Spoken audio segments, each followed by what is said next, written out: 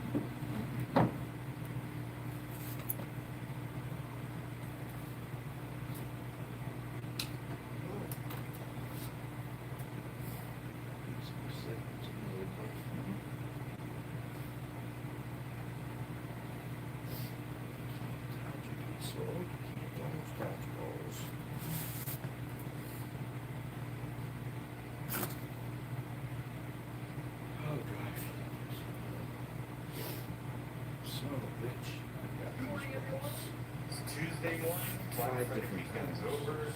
Still dealing with lots of emails, stuff like that. But now I gotta ship fish.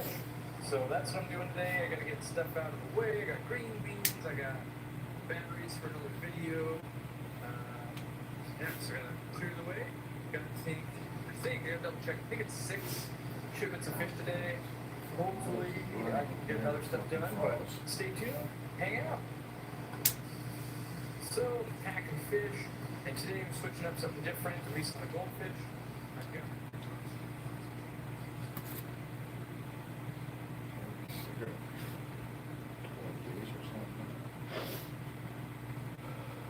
Welcome back, I'm back, Ken.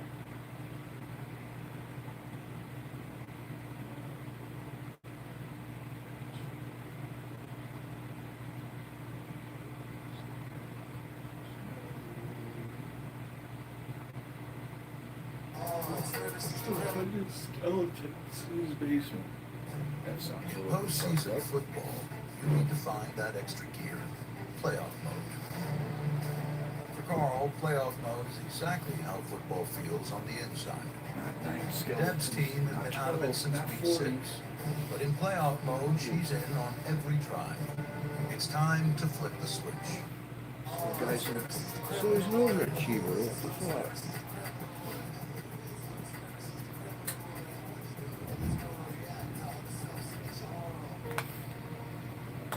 This is Bruce Rivers. Welcome to another. You only have 2 skeletons. I say why, because we're not talking about the living in this episode of Criminal Lawyer Reacts. I'm Bruce Rivers, your board certified criminal defense lawyer, coming to you with my, actually my Native American cufflinks on today, which means we're talking about being just alive in our own skin, or out of our skin.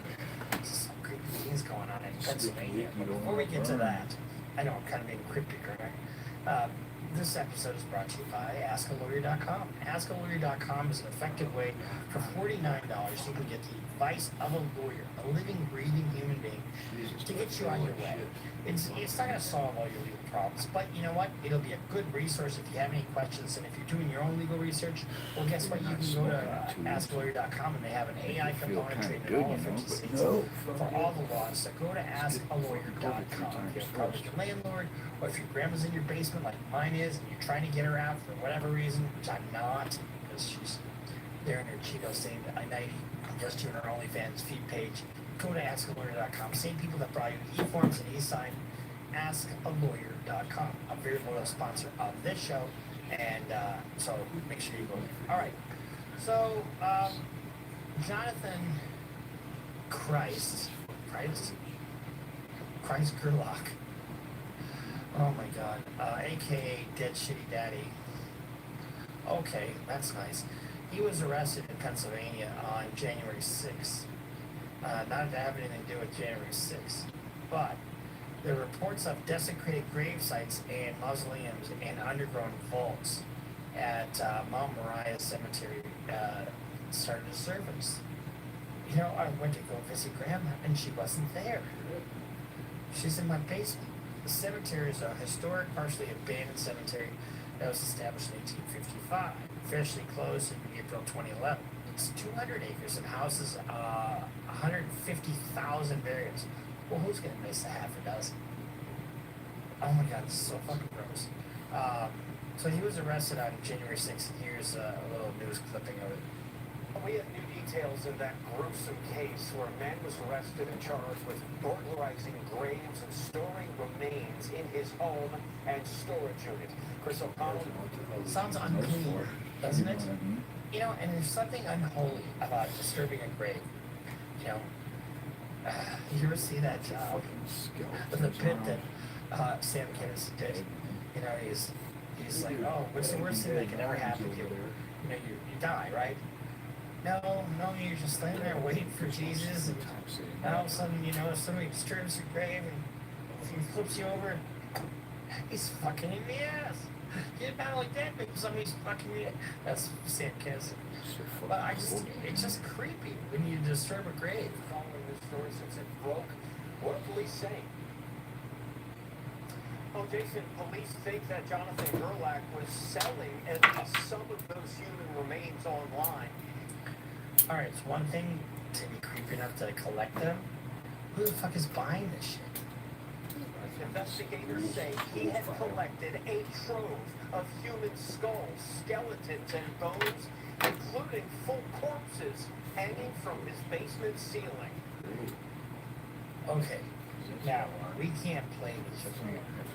But Robert said he sent this to me on my phone, and I'm gonna watch what he just talked about.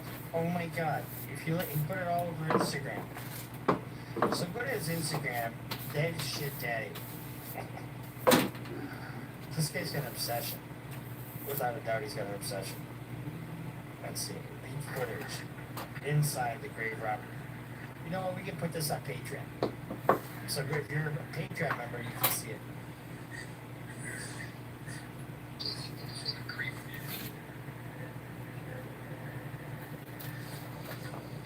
Looks like a storage.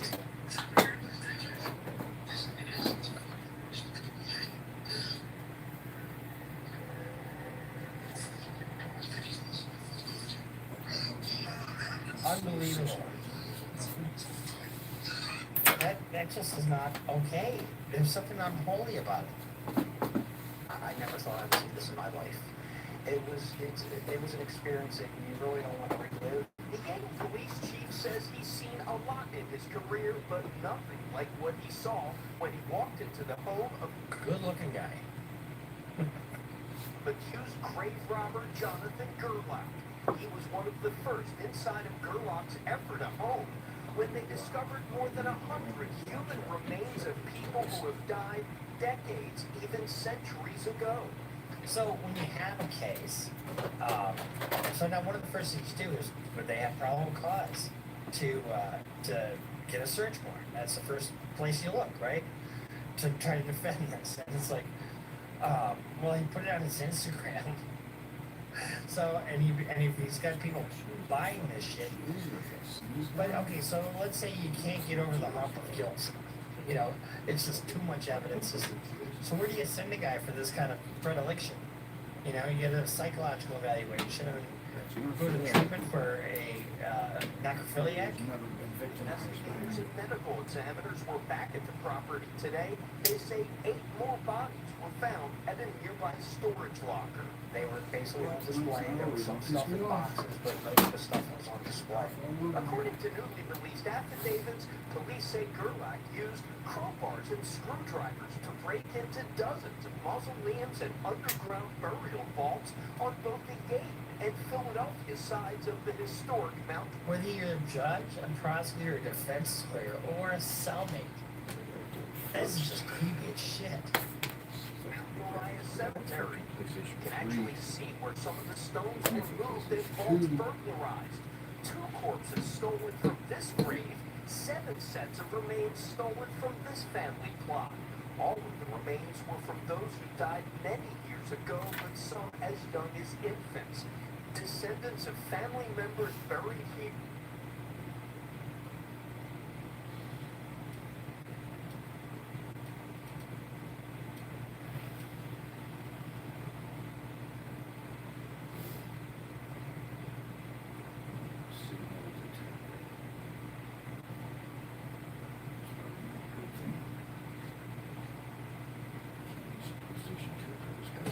Old fucking hookups in on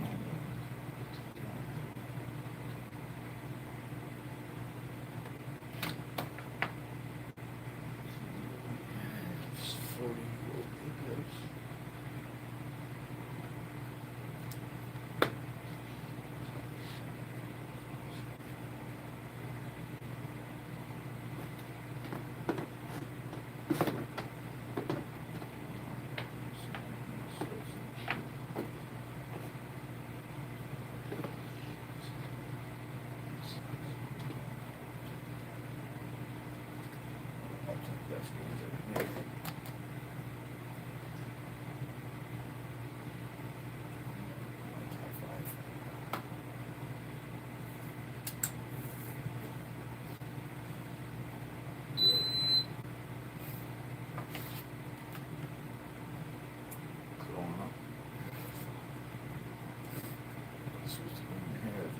Nobody was safe with this thing, boy. People trying to steal it and shit. It was nuts. I'm pretty sure I didn't buy that one.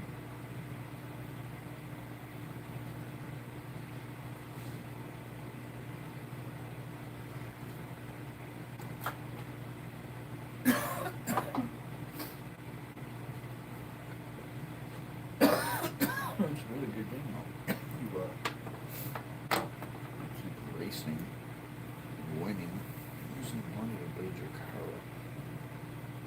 You start out with this little piece of shit Fiat. It's impossible to win with. But it costs you money if you don't win, if you just finish the race. You start getting little shit like suspension upgrades, and tires, and brakes, and downforce, and all kinds of craziness.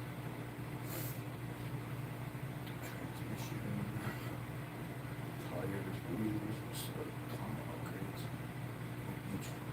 Each one of those that I just listed has 3 levels.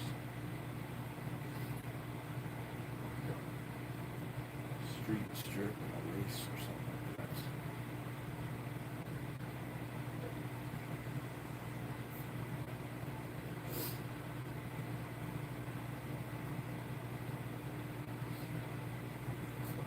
RGB converter.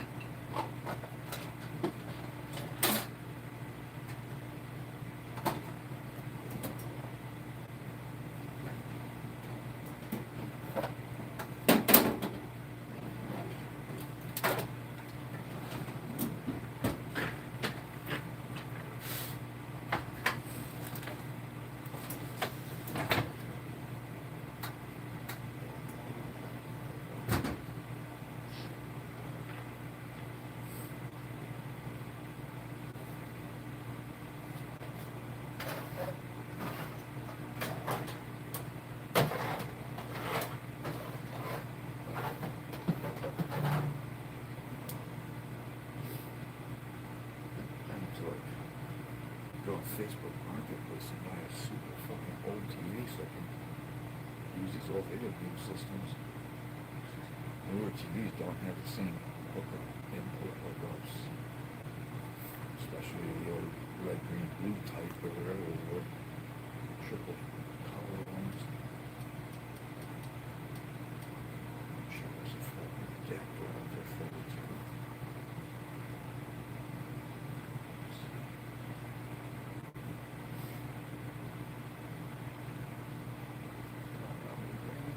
NYCM Insurance mobile app offers customers instant access to policy information at their fingertips.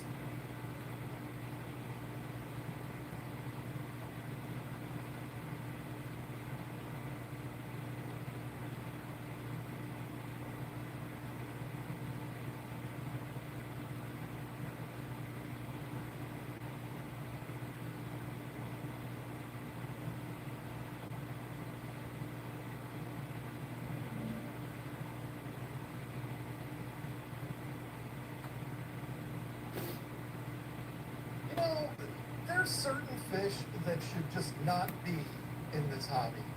Or at least they're only available in certain circumstances. Here's what I mean. Go into any pet store and you're likely to see the same fish in all of them. Tetras, barbs, swordtails, guppies, mollies, and platies. These are staples in the hobby, and you'll always see them. All of these fish are babies that have some growing to do, but they're community fish that stay peaceful, for the most part. But there's other fish too, and these are also babies that you'll see at the pet store that also have some growing to do. Freezing. The difference is, when they do get to full-grown adult size, they're as big as me. These are fish that look just like everything else, but they'll end up growing right out of their tank if the conditions are right. So to help you avoid buying fish you might not be able to handle down the road, here is a list of fish that get too big for aquariums. If I'm being honest, some of the fish on this list I don't think should be available in the hobby at all. And yes, these will be in order from smallest to number one being the biggest, most ridiculous fish you can actually go to your pet store and buy. So trust me, you're not going to want to miss that. Stay till the end.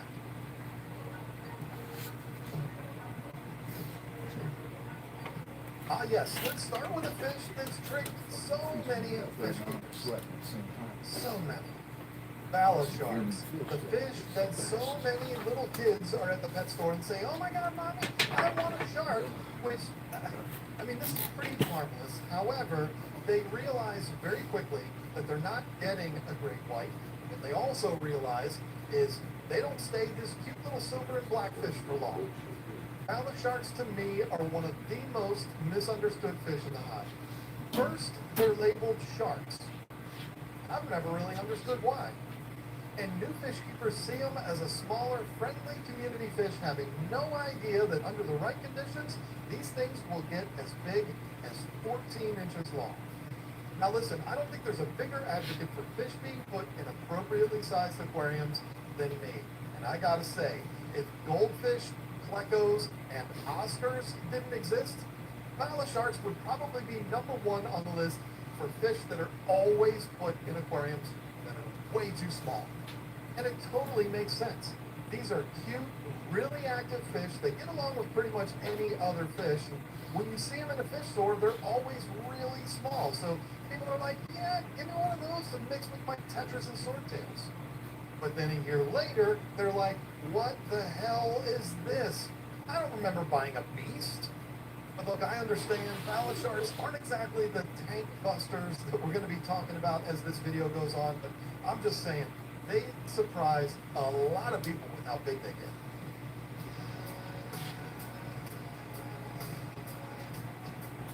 The Dovi or wolf cichlid isn't going to be one of those fish that you're going to see in every single pet store, but they're out there. Let me tell you, this is one of the biggest, nastiest cichlids in the hobby. Dovi are similar to gouramis in that they're usually available really small, so they look like any other cichlid. But once they start to grow, these titans of the cichlid world can get well over 24 inches in length. Certain males can even get to 30 inches. And that's not the only thing that makes them hard to keep. They're also super mean to other fish. Not uncommon in the cichlid world, but it still had to be said. Back in 2015, Lisa and I visited Old World Exotic Fish Farm in Homestead, Florida. They have a bunch of huge ponds they're raising fish in. There's a bunch of small waterways that are connecting these ponds. For some reason, they had tons of dovi in these smaller waterways. These are like little streams of water, and when I say little, I mean they're like 3 feet wide by 3 feet deep, and they go all throughout the entire farm. They have walkways built over top of these streams. It's almost like you're walking on a dock, but it's right above the water. And you'll be walking along minding your own business and be like, whoa, there's like a huge cichlid that swims right under your feet. It's like having a pit bull just run underneath your feet all of a sudden. It'll startle you. But anyway, I love dove-eye cichlids. They are absolutely fascinating. But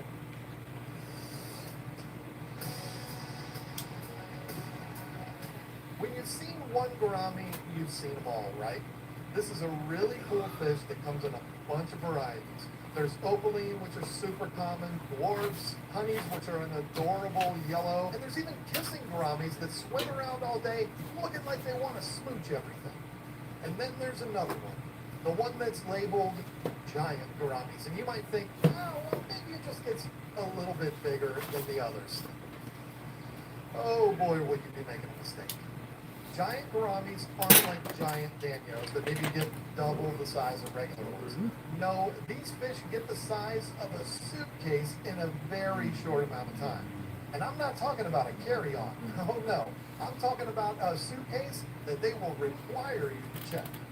This is another fish I could put on the list of ugliest fish in the hobby.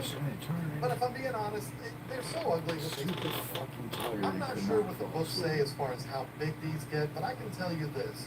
If it says they can get to 30 inches, that really means nothing, because this is a fish that gets tall, too. So it's this long, but it's also this tall.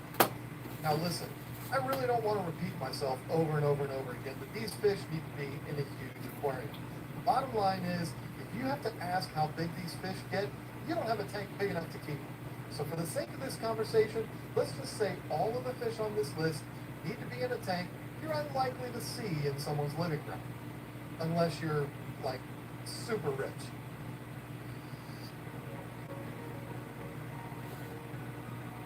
Okay, I love Haku. And one of the reasons I do is because I've always been the guy that would stand up for people and animals that are, what's special? Haku looked like a special needs fish. I really hate being scared to say things these days. I'm not trying to be mean, I just don't know any other way of describing them. All right, let's all calm down here. We're talking about fish, not the state of things in this country. Yes, Haku look a little off, but that's what we love about them. And let me tell you, if you want to know the one thing that makes them stand out more than any other fish on this list, it's not their size. They aren't even close to as big as the rest of the fish we're going to talk about. It's the fact that these fish have something that once you've seen it, you can't unsee it. Be prepared, because if you don't know about this quite possibly could haunt your dreams. Haku have what looks like a full set of human teeth in their mouth. It's terrifying if you weren't expecting it. So they look like they have special needs, and they have a full set of human teeth in their mouth. What's the big deal? Well, yes, they also get really big, like well over 2 feet, and they get just as tall as they do long.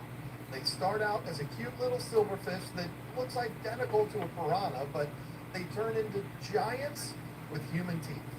But if there's one thing I love about them that I know from personal experiences, these are gentle giants. They wouldn't hurt a fly. They just get huge. You know what I've always wondered? I wonder if there's ever been a person or an animal that's no longer alive and got bit by a Haku, and that's totally thrown off the investigation. The cops are like, we've never seen anything like this in any other investigation we've ever done. We have a body floating in the water, and some dude has come along and started biting all over it. We need to start referencing dental records. Folks, we have a lunatic on the loose that goes around chewing on dead bodies.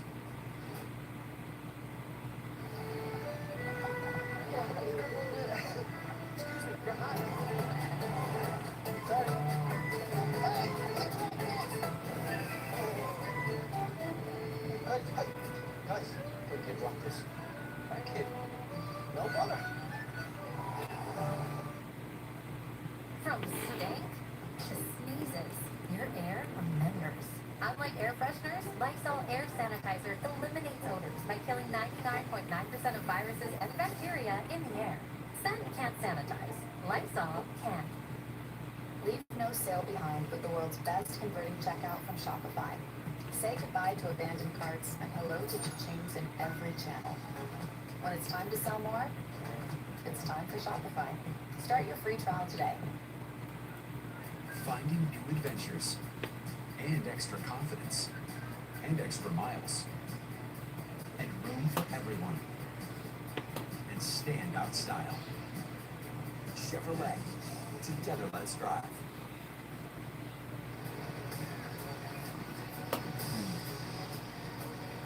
Who wouldn't love a fish that gets bright yellow? No one. Until they find out it's a fish that can get over 3.5 feet long with an endless appetite and huge mouth. Ladies and gentlemen, I give you the peacock bass. Now I gotta admit, when you see these fish really small, you know, the size you normally see them at a pet store, they're kind of ugly. But once they get some size to them and their colors start to pop, this is a dramatic fish that would appeal to just about anyone. Here's the problem, and yes, it's the same as all the other fish.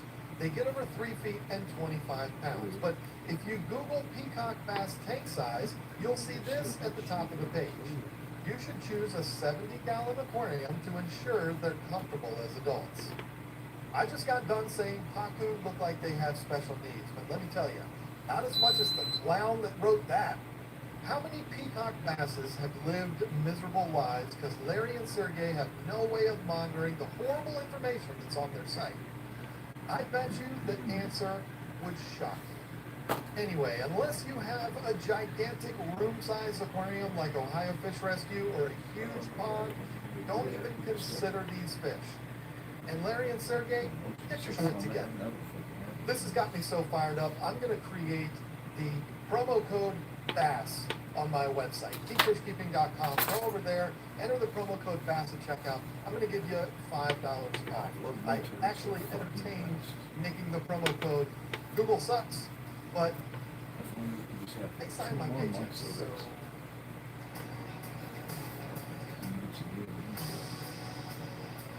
Let me tell you something. One of the things I love about fish the most is how unique every single one of them are. They all have their own traits that make them stand out from everything else. But once in a while, you run into one that's like, is that thing from the quantum realm or counter Earth or something? Is this real? Are you putting me on right now? A perfect example of such a fish is the clown featherback, or what I like to call clown knifefish. This is one of those fish that's so unique, it just makes you want one. It's almost like you can't resist. You know if you have one of these, everyone's going to want to see it, and they're all going to want to talk about it. The only problem is they're a very bashful fish. They're just going to kind of hide, or they're going to be in the back of your tank just looking into the corner of your tank. Kind of like the guy at the end of Blair Witch that freaked everybody out. To me, that's a sign that this fish has no business being in an aquarium, but people that are way smarter than me will tell you it's because they're nocturnal, meaning they chill during the day and come out and play at night. Not exactly my favorite type of thing, but hey, even if they're just sitting there, they look super cool. These fish, like everything else, get surprisingly huge. You see them in the fish store and they're tiny and cute, but these things can get well over 3 feet. I've seen them that big, and let me tell you, it's impressive. I had one a really long time ago, and he was about this big, and in the middle of the night, I heard this huge crash. It was so loud, it woke me up. So I immediately ran out to see what was going on. Everything looked completely fine, so I went back to bed. The next morning, I woke up, and that clown knife was literally bent in half. He looked like a horseshoe. I guess he just freaked out and tried to jump out of the tank, hit his head on the lid and broke his back or something. I don't know, it was pretty sad.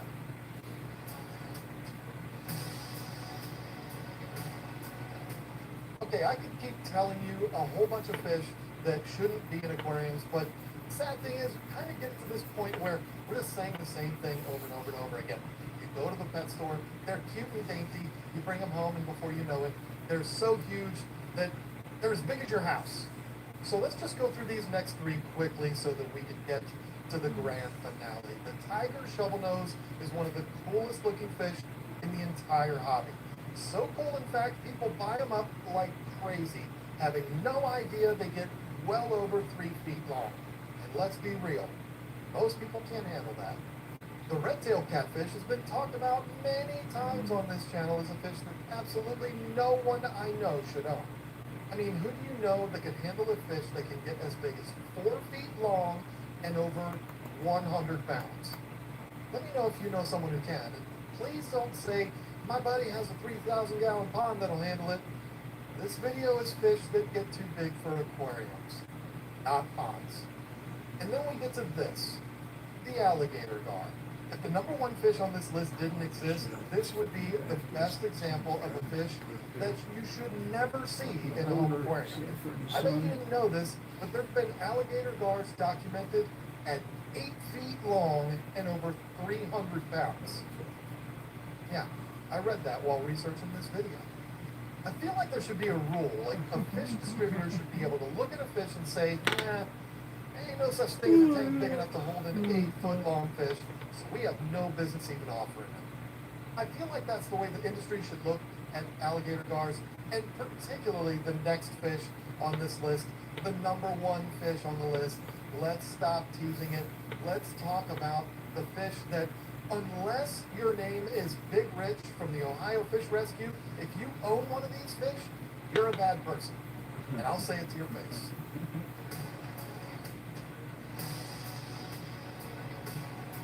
Yeah, I said it. If you own an arapaima, you're a bad person. Jeez, why are you being so harsh, John? Well, it's simple. This is not a fish that a home aquarium can handle. Okay, I know there's that guy in Toronto that converted his entire basement into like a 50,000-gallon aquarium. I know that, but how many people are going to do that? Come on. So yes, unless you're that gentleman in Toronto, if you're someone that owns an arapaima, you're a bad person. Why? Well, it's simple. You're committing animal abuse. I'm going to tell you a story that you're not going to believe, but it's absolutely true. And Lisa can back me up on this. We were at a fish store like 8 or 9 years ago, and I decided to run a little experiment, and it worked perfectly. I really wish I'd gotten it on video. Okay, picture this. Lisa and I are at a fish store. They have like a 150-gallon aquarium in the back with about 25-foot-long arapaimas in it. I did have footage of that tank, but unfortunately, I lost it when I lost an entire hard drive. It just blew up. But I swear I'm telling the truth. I was standing in front of that tank, and one of the employees walked by and asked if I needed help. I'm standing with my hand on the arapaima tank and said, this might sound like a silly question, but you know where I can get a nurse shark? And he said, yeah, I know where you can get them, but trust me, you don't want one of those. I said, why? And he said, they get like 10 feet long. Unless you have like a 30,000-gallon tank, you can't handle them. I just kept my hand on that tank full of fish that can get 10 feet long and 400 pounds and thought, huh, look, businesses have to make money. I get it. But that's just ridiculous. Unless you're that guy in Toronto or you're Big Rich that converted a swimming pool to a pond to house your arapaimas, just admire these fish. Enjoy looking at them, but don't even consider buying one. Private jets, beach houses in the Hamptons, Rolexes, Ferraris, Lamborghinis, these are all things that we wish we could get, but we understand it's probably never going to happen. Well, let's just keep arapaimas on that list. Hey, did you like our list and want to see 3 more fish that shouldn't be in aquariums? Well, click the join button down below, become a channel member, and you're going to get extra bonus features from every single one of our Sunday videos. Don't forget, if you want to support the channel, go to keepfishkeeping.com, enter BASS in the promo box at checkout, and get $5 off of your order. Thank you so much for watching, and I can't wait to see you again next week. Bye.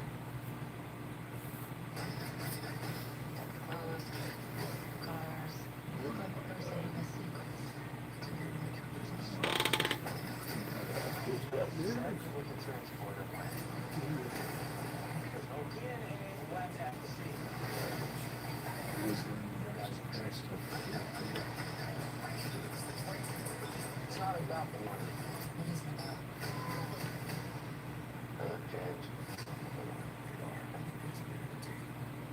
started a journey with him to not doubt whether or not I would be able to perform. It just boosts your confidence about 2,000%. Get your confidence back with convenient ED treatment. Start today at Hims.com.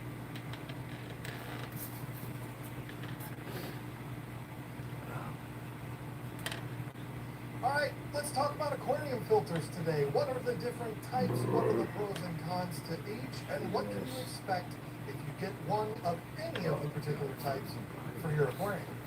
And as a follow-up to this, I'm going to be doing a video in the coming weeks about the brands that are manufacturing these aquarium filters. You're walking through the fish store and you're like, I see that brand, I see that brand. Which ones are good?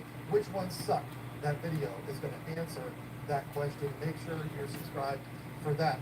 Let's get into our list of the different types of aquarium filters, starting off with what is, well, the ugliest of all of them, sponge filters.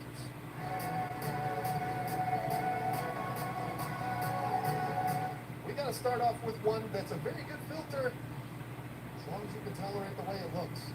Sponge filters have a lot of pros to them. For one, they're very efficient.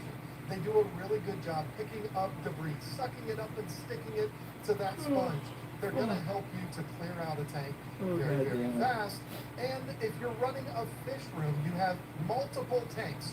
You're running a fish room with 24 tanks in it. You're going to want the easiest way to filter multiple tanks in one shot efficiently and cost effectively. Sponge filters are going to be the way that you're going to want to go with that. You get a filter for each tank. You get one large air pump. Hey folks, super excited to bring you something different today. I want to try something that no other YouTuber has ever done in the history of YouTube. I'm totally kidding. I absolutely ripped this idea off of the Y-Files.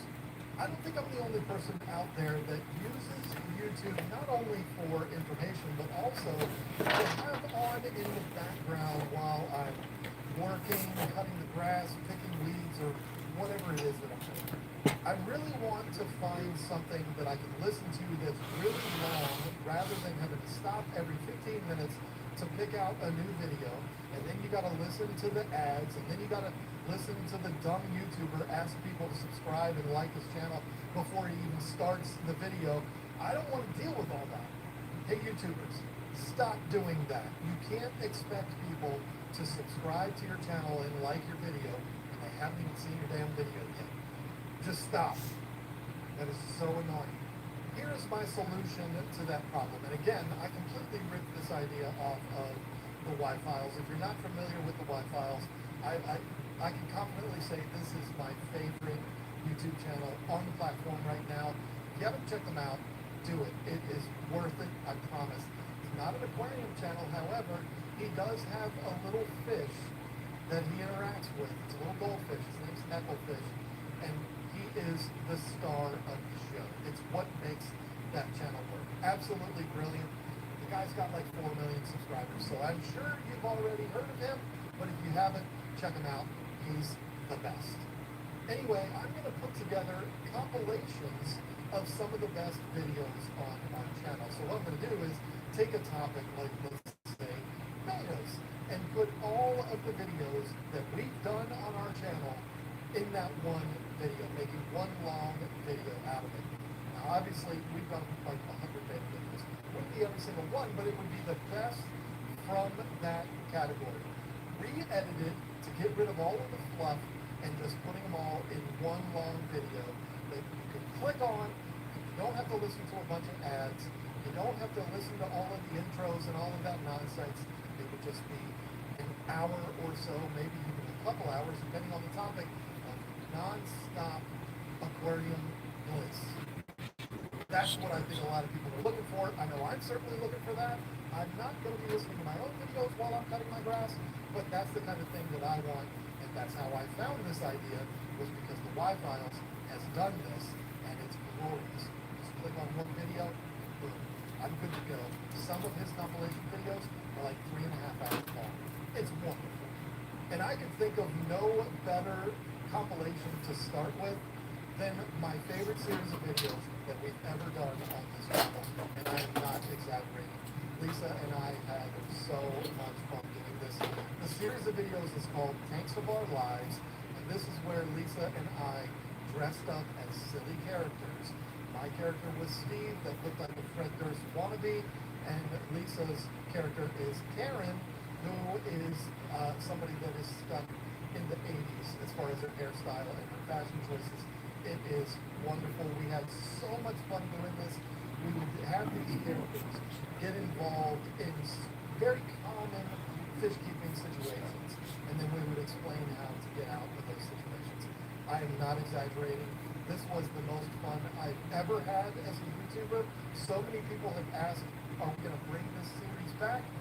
I would love to, but I don't know. We'll see. But for now, I can give you your Tanks of Our Lives fix all in one shot. No interruptions, no fluff, no nothing. Just non-stop Steve and Karen. It's going to be a lot of fun. I really do hope that it's something that you get something out of. And most of all, I hope you enjoy it. Here, in its entirety, is the Tanks of Our Lives series. Oh, and don't forget to like, comment, subscribe, follow me on Facebook, support me on this, and support me on the... I'm joking. Like sands through the hourglass, so are the tanks of our lives.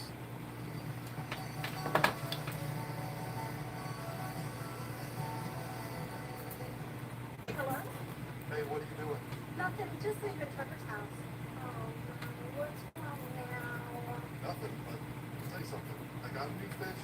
You have to come check it out. It's awesome. Oh, yeah, I'll be right there.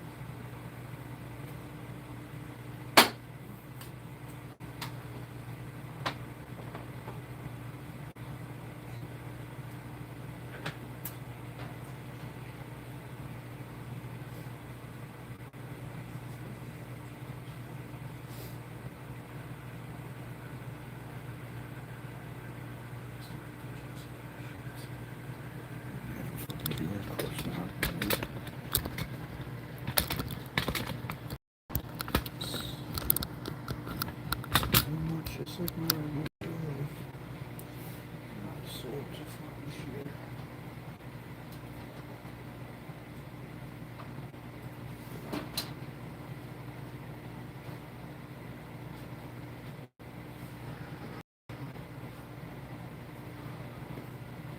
Stuff is heavy.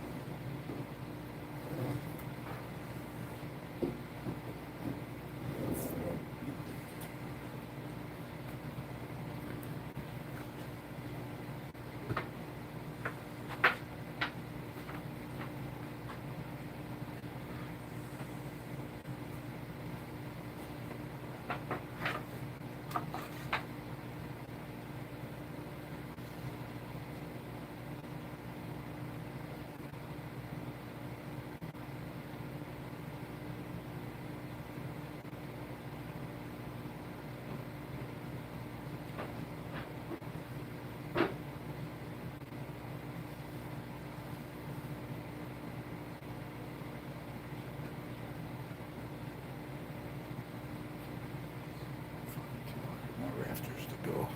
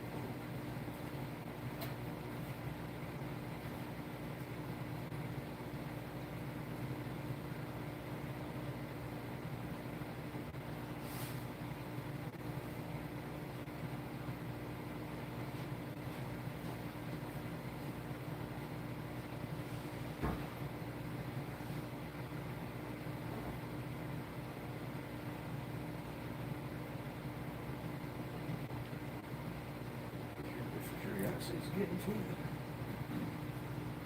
Let's go on Amazon.